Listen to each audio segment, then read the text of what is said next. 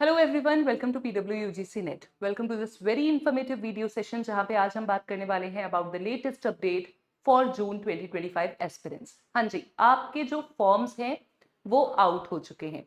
क्या टाइमलाइन है, कब से फॉर्म भर सकते हैं, क्या लास्ट डेट है, कब एग्जाम कंडक्ट होगा, उसके बारे में विस्तार से बात करेंगे।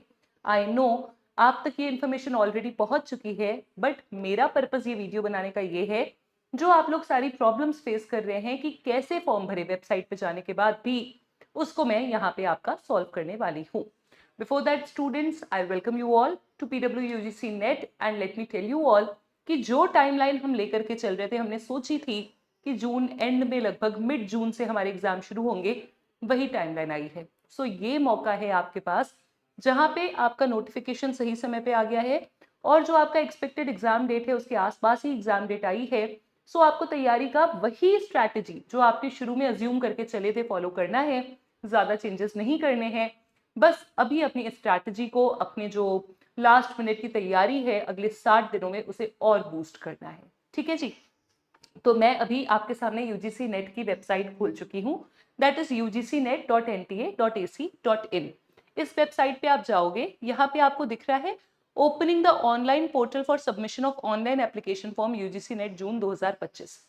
जब हम ये इंफॉर्मेशन खोलते हैं तो हमारे सामने इंफॉर्मेशन है कि आपका ऑनलाइन एप्लीकेशन फॉर्म 16 अप्रैल से शुरू हो रहा है, जो कि हो चुका है और 7 मई तक चलेगा। आपको यहाँ पे बहुत ज्यादा टाइम नहीं लगाना है इन थिंकिंग कि क्या करें, कब भरें फॉर्म। फॉर्म्स आउट हो चुके हैं, एग्जाम देना है तो फॉर्म भर दीजिए। सेंटर एलोकेशन में भी और उसके साथ साथ आपके जो सर्वर के टेक्निकल प्रॉब्लम्स होते हैं उनको अवॉइड करने में भी, इन इश्यूज को अवॉइड करने में भी आप जल्दी फॉर्म भरोगे तो वो आपके लिए बेटर होगा। गुलशन मैम ऑलरेडी आपको डिटेल से बता चुकी है कि फॉर्म्स के सबमिशन की लास्ट डेट 8 मई है। 9 मई से 10 मई तक करेक्शन विंडो ओपन होगा। करेक्शन विंडो के बारे में भी हम आपको दोबारा इन्फॉर्म कर देंगे जब ओपन होगा। लेकिन आपका एग्जाम सेंटर कब आएगा या फिर आपका एडमिट कार्ड कब आएगा, ये डेट्स अभी नहीं बताई गई हैं। एग्जाम साइकिल की डेट्स आ गई हैं। 21 जून से लेकर के 30 जून तक 10 दिन का समय काल दिया है, आपको समय दिया है एनटीए ने, जब वो एग्जाम कंडक्ट कराएंगे फॉर वेरियस सब्जेक्ट्स। ठीक है। Display of recorded answer keys, अभी उसकी भी डेट एनटीए ने नहीं दी है। और एप्लीकेशन फी की बात करें तो 1150 रुपए है फॉर जनरल अनरिजर्व, 600 रुपए है general EWS OBC NCL students के लिए। SC ST PWD या थर्ड जेंडर कैटेगरी के स्टूडेंट्स हैं तो उनके लिए जो फीस है दैट इज 325 रुपीज। आपका जो कैंडिडेट्स, जो भी एस्पायरिंग कैंडिडेट्स हैं, जो फॉर्म फिलिंग है वो ऑनलाइन मोड में ही हो सकता है। दूसरा, एप्लीकेंट्स एक से अधिक फॉर्म सबमिट करने के लिए अलाउड नहीं है। सो ध्यान रखें, पहले हमने क्या देखा कि अगर आपने एक फॉर्म सबमिट किया उसमें कुछ गलतियां हैं, आपसे कह दिया जाता था कि दूसरा फॉर्म सबमिट कर दीजिए, जो दूसरा फॉर्म होगा उसे एनटीए कंसिडर करेगा। ऐसा नहीं है, एक ही फॉर्म सबमिट करना है, सोच के कीजिए, समझ के कीजिए कि गलतियां ना हो। अगर आपने एक से अधिक जो आपके फॉर्म्स हैं उन्हें सबमिट किया तो आपका जो प्रॉब्लम आपको फेस करने को मिल सकता है, क्या होगा वो तो एनटीए ही बताएगा, लेकिन आपको प्रॉब्लम फेस करने को मिल सकता है। कोई गलती हुई है तो करेक्शन विंडो ओपन होगा, बट हम गलती इसलिए नहीं करेंगे कि उसे सुधारें, गलती हुई है तो। ठीक है। और उसके साथ साथ आपको ध्यान रखना है कि जो भी इंस्ट्रक्शंस दिए गए हैं इंफॉर्मेशन बुलेटिन में, एनटीए की वेबसाइट पे अवेलेबल है, उसे आपको फॉलो करना है। आप ध्यान से अपना ईमेल एड्रेस, मोबाइल नंबर भरेंगे और जो भी डिटेल्स हैं बहुत ध्यान से आप भरेंगे। क्यों? क्योंकि वहीं पे आपको कांटेक्ट किया जाएगा एनटीए के द्वारा। जब भी आपका एडमिट कार्ड आएगा या फिर सिटी इंटीमेशन या जो भी अपडेट्स होंगे, वहीं पे आपको कांटेक्ट किया जाएगा, तो आपको ध्यान रखना है। ये तो बात हो गई पब्लिक नोटिस की, जो आप पहले भी देख चुके हो। फॉर्म भरना कैसे है? ugcnet.nta.ac.in पे आप गए।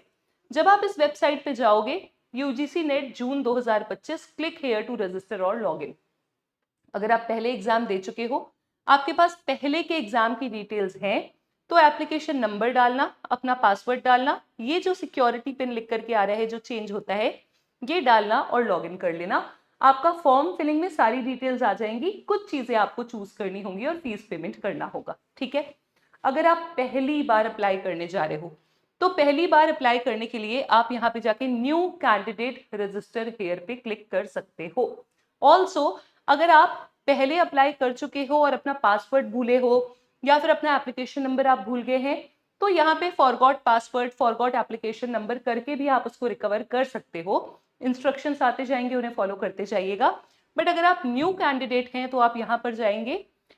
जब आप न्यू कैंडिडेट हैं तो आपके सामने है डाउनलोड इंफॉर्मेशन बुलेटिन, इसे जरूर डाउनलोड करें और डाउनलोड करके पढ़ें जरूर। इसमें जो भी इंपॉर्टेंट चीजें हैं वो हम आपको बता चुके हैं, आगे भी बता देंगे, बट ये इंफॉर्मेशन बुलेटिन को आप जरूर पढ़ें। क्या एलिजिबिलिटी क्राइटेरिया है, मोड ऑफ एग्जामिनेशन क्या होगा, पैटर्न ऑफ एग्जामिनेशन क्या होगा, सारी चीजें इसमें आपकी मेंशन है। फॉर्म फिलिंग की डेट और जो पब्लिक नोटिस हमने देखी वो तो मेंशन है ही है। ठीक है, कुछ इंपॉर्टेंट चीजों पे मैं भी आपसे बात कर लेती हूँ। यहाँ पे सबसे पहले जो इंपॉर्टेंट चीज है जिसका स्टूडेंट्स के मन में बहुत ज्यादा संदेह था कि कैसे हमारा एग्जाम होगा आखिर, तो वो एग्जामिनेशन का मोड था जिसको लेकर के आप बहुत ज्यादा कंफ्यूज थे, बहुत ज्यादा कयास लगाए जा रहे थे आपके इस फॉर्म के आने से पहले। ठीक है, तो अब वो सारे डाउट्स एनटीए ने क्लियर कर दिए हैं और क्या बताया है, यूजीसी नेट का जो टेस्ट है ये हमें एलिजिबिलिटी देता है award of junior research fellowship and appointment as assistant professor and admission to PhD only, यानी जो 3 कैटेगरीज हैं, PhD only, assistant professor, JRF, ये तीनों कैटेगरीज इंटैक्ट हैं इस बार भी। आफ्टर दैट ये आपकी एक टेबल है जो बहुत सारे आपके डाउट्स क्लियर करती है। अगर आपने जेआरएफ क्लियर किया है तो आप पीएचडी ओनली, नेट, जेआरएफ तीनों का कट ऑफ क्लियर करके आए हो, तीनों की एलिजिबिलिटी क्राइटेरिया फुलफिल कर रहे हो। अगर आपने नेट क्लियर किया है तो जेआरएफ नहीं मिलेगा ऑब्वियसली, और अगर पीएचडी ओनली तो नेट या जेआरएफ की जो भी आपकी एलिजिबिलिटी जहां भी जरूरत होती है वो आपको नहीं मिलेगी। ठीक है, इस टेबल से आपको बहुत कुछ क्लियर हो जाएगा। मूविंग अहेड एग्जामिनेशन की स्कीम की तरफ, तो आपका एग्जामिनेशन सीबीटी मोड में होगा, that is computer based test के मोड में होगा, और आपका जैसे एग्जाम हो रहा था सीबीटी मोड ओनली उसमें ही कंडक्ट होगा। पेपर 1 के 50 सवाल, पेपर 2 के 100 सवाल, 3 घंटे का समय काल, जहां पे 180 मिनट आपको मिलेंगे 3 घंटे में, और कोई ब्रेक नहीं होगा इसके बीच में। सारे क्वेश्चंस आपके कंपलसरी हैं, all questions are compulsory, highlight करके लिखा है एनटीए ने, एंड उसके साथ साथ नेगेटिव मार्किंग का प्रावधान अभी भी आपका इंक्लूड नहीं हुआ है। अगर लैंग्वेज पेपर है तो लैंग्वेज पेपर एक्सेप्शन है, उसके अलावा इंग्लिश हिंदी दोनों मीडियम में आपका क्वेश्चन पेपर अवेलेबल होगा। और आप अपना मीडियम ऑफ क्वेश्चन पेपर बिल्कुल ध्यान से भरिएगा। यहाँ पे ये गलती मत करना कि हिंदी धोखे से डाल दिया, इंग्लिश धोखे से डाल दिया। पेपर अवेलेबल होगा, that is okay, that is written, but यहाँ पे ये भी लिखा है कि मीडियम आप अपने जब भरेंगे क्वेश्चन पेपर का, उसको बहुत ही ध्यान से आप भरेंगे, वहां पे आपसे कोई भी गलती नहीं होनी चाहिए। Okay ji. एंड अगर कोई एम्बिग्विटी है हिंदी इंग्लिश ट्रांसलेशन में तो एनटीए ने कहा है पहले भी, फिर से कह रहा है एनटीए कि इंग्लिश का जो वर्जन है वो आपका एज इट इज माना जाएगा, वो आपका सही माना जाएगा। ठीक है, हर एक क्वेश्चन के 2 नंबर है, सही जवाब दोगे तो 2 नंबर मिलेंगे, गलत दोगे तो नेगेटिव मार्किंग नहीं है। अनआंसर्ड क्वेश्चन है या फिर ध्यान से पढ़ो, अनआंसर्ड, अनअटेम्प्टेड या मार्क्ड फॉर रिव्यू क्वेश्चन है तो no marks will be given for the questions. अभी तक मार्क्ड फॉर रिव्यू करके आते थे तो एनटीए कंसिडर कर लेता था, मार्क्ड फॉर रिव्यू है बट इसको आप लॉक नहीं कर पाए तो वहां पे एनटीए कंसिडर कर सकता था, बट यहाँ पे लिखा हुआ है no marks will be given for questions unanswered, unattempted and marked for review. अगर आपने रिव्यू के लिए मार्क किया है और उसे फाइनल सबमिट नहीं किया है तो वहां पे आपको मुश्किल हो सकती है, वहां पे आपका जो कंसिडर है वो नहीं करेंगे डिटेल। ठीक है, वहां पे आपकी डिटेल जो है वो कंसिडर नहीं करेंगे, आपका वो क्वेश्चन कंसिडर नहीं किया जाएगा। राइट, और अगर क्वेश्चन कोई ड्रॉप हुआ, गलत क्वेश्चन एनटीए ने दिया, तो ऐसे में आपको +2 सारे कैंडिडेट्स को मिलेगा, ये भी बताया। ये सारे वो डाउट्स हैं जो आप हमारे पास लेके आते हैं एग्जाम होने के बाद, तो इसको बेटर है कि हम यहीं पे पढ़ लें और यहीं पे समझ लें। क्वालिफिकेशन क्या है, एलिजिबिलिटी क्राइटेरिया क्या है, ये बहुत इंपॉर्टेंट एक पॉइंट है जो स्टूडेंट्स को बहुत ज्यादा परेशान करता है। एलिजिबिलिटी क्राइटेरिया क्या है, general, unreserved, general EWS candidates जिन्होंने कम से कम 55% मार्क्स लाए हैं मास्टर्स डिग्री में, कम से कम 55% मार्क्स लाए हैं मास्टर्स डिग्री में या फिर इक्विवेलेंट एग्जामिनेशन में, जो कि यूजीसी द्वारा रिकॉग्नाइज्ड इंस्टीट्यूशंस या कॉलेजेस हैं, तो वो एलिजिबल हैं। या फिर आप इसको डिटेल से पढ़ सकते हैं लैंग्वेजेस के लिए या कंप्यूटर साइंस एप्लीकेशन के लिए। यहाँ पे जो डिटेल्ड लिस्ट है वो यूजीसी की वेबसाइट पर अवेलेबल है। या फिर वो कैंडिडेट, एक जो डाउट आपका बहुत ज्यादा आता है कि जो मास्टर्स डिग्री कर रहे हैं वो अपीयर कर सकते हैं क्या? एनटीए ने लिखा है कि कैंडिडेट्स जो अपनी मास्टर्स डिग्री परस्यू कर रहे हैं, मास्टर्स डिग्री कर रहे हैं, वो कैंडिडेट्स भी अपीयर हो सकते हैं, अपने मास्टर्स डिग्री के फाइनल ईयर में हैं वो, या फिर जो मास्टर्स डिग्री परस्यू कर रहे हैं वो। हालांकि उन कैंडिडेट्स का जो जेआरएफ या असिस्टेंट प्रोफेसर या फिर आपका पीएचडी ओनली का सर्टिफिकेट है वो तभी कंसिडर किया जाएगा, प्रोविजनली उन्हें तभी कंसिडर किया जाएगा जब उनकी मास्टर्स डिग्री एटलीस्ट 55% मार्क्स से कंप्लीट हो जाएगी। तो अगर आप एमए कर रहे हैं, फर्स्ट ईयर में है या फिर फाइनल ईयर में है, तो भी आप अपीयर कर सकते हैं। बट आपका जो मास्टर्स डिग्री का कंप्लीशन होगा 55% से, या फिर रिलैक्सेशन है जो 50% मार्क्स का OBC, NCL, SC, ST, PWD category के लिए, उसके 50% का जो मिनिमम क्राइटेरिया है उसको आप कंप्लीट करोगे, फुलफिल करोगे, तभी आपका वो डिग्री कंसिडर किया जाएगा, एल्स कंसिडर नहीं किया जाएगा। ठीक है। एंड जो पीएचडी ओनली का सर्टिफिकेट है, वो पीएचडी ओनली का सर्टिफिकेट आपका सिर्फ 1 साल तक वैलिड होगा नेट रिजल्ट आने के बाद। 1 साल तक सिर्फ वैलिड होगा नेट रिजल्ट आने के बाद। ठीक है। ये कुछ इंपॉर्टेंट डिटेल्स आप पढ़ लीजिएगा, मैंने आपको बता दी हैं शॉर्टलिस्ट करके। और भी अगर कोई भी डाउट है आपका, तो वैसे तो वो आपको यहाँ पे सारी प्रॉब्लम्स का सॉल्यूशन मिल जाएगा, बट हम भी हैं, हमारे जो वीडियो के कमेंट बॉक्स हैं वहां पे भी आप अपनी डाउट्स क्वेरीज पूछ सकते हैं। एक और इम्पॉर्टेंट चर्चा जो बहुत ज्यादा आप में चल रही थी कि किसी ने 4 ईयर का कोर्स किया है तो क्या होगा। न्यू एजुकेशन पॉलिसी आपको पता है, candidates having passed a 4-year bachelors degree programme should have minimum of 75% marks in aggregate or its equivalent grade on a point scale wherever the grading system is followed. A relaxation of 5% marks is given for different categories. वही categories हैं relaxation की, economically weaker section, SC, ST, OBC, NCL और differently abled. ठीक है। वरना अगर आप इन categories से नहीं हैं तो देखिए यहाँ पे समझिए, आपने अगर 4-year प्रोग्राम किया है तो मिनिमम आपको 75% मार्क्स स्कोर करने हैं। अगर आपने 4-year प्रोग्राम किया है तो मिनिमम आपका 75% मार्क्स एग्रीगेट होना चाहिए, तभी आप एलिजिबल हैं। उधर क्या था 55 अगर मास्टर्स में है या मास्टर्स कर लिया है, और यहाँ पे 75% मार्क्स है। The candidates qualifying NET based on a 4-year undergraduate degree will be eligible for the award of JRF and for admission to PhD. The candidates qualifying in the NET based on a 4-year undergraduate degree will not be eligible as assistant professor. मतलब अगर आपने 4-year degree programme किया है और आपने net qualify किया है तो आप पीएचडी में एडमिशन ले सकते हो, बट आप असिस्टेंट प्रोफेसर के लिए अप्लाई नहीं कर सकते।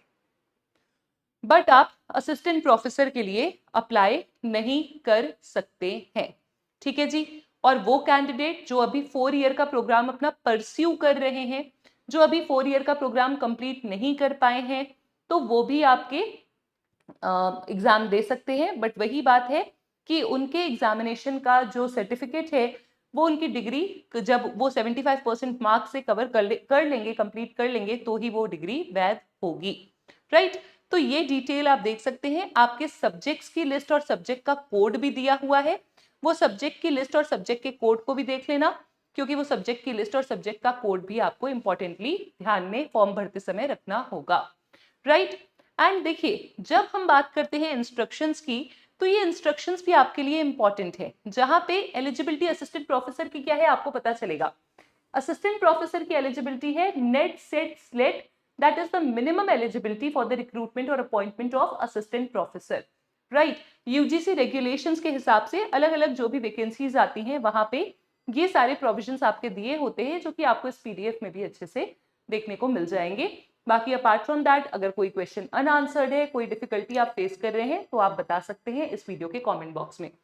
फॉर्म भरना कैसे है उस पर वापस से आ जाते हैं। यहाँ से तो हमने डाउनलोड किया था इन्फॉर्मेशन बुलेटिन, ऐसा कुछ आपके सामने आएगा। इसको पढ़ने के बाद आप कहाँ प्रॉब्लम फेस कर रहे हो, आप जा रहे हो क्लिक हेयर टू प्रोसीड में। आपने क्या करना है, आपने क्लिक हेयर टू प्रोसीड से पहले ये डायलॉग बॉक्स को चेक करना है, उसके बाद आप क्लिक हेयर टू प्रोसीड कर पाओगे, उसके बाद आप प्रोसीड कर पाएंगे। Just a minute, let it rotate. उसके बाद आप प्रोसीड कर पाएंगे, उसके बाद आप आगे बढ़ पाएंगे। आगे बढ़ोगे, कुछ ऐसा आपके सामने इंटरफेस आएगा जहां पे लिखा हुआ है बहुत ध्यान से कि आप अपना आधार कार्ड या आइडेंटिटी प्रूफ खुद का ही चूज करेंगे, किसी और का चूज करना अलाउड नहीं है। यहाँ पे आपको बताना है कि आप कौन सा आइडेंटिटी प्रूफ यूज करना चाहते हो, आधार नंबर, डिजी लॉकर अकाउंट है वो, या फिर एबीसी आईडी, या फिर एबीसी आईडी के अलावा Indian passport, Indian pan card, जो भी आप यहाँ पे चूज करोगे अपना आइडेंटिटी कार्ड, वो आइडेंटिटी कार्ड आपको एग्जामिनेशन हॉल में लेकर के जाना होगा।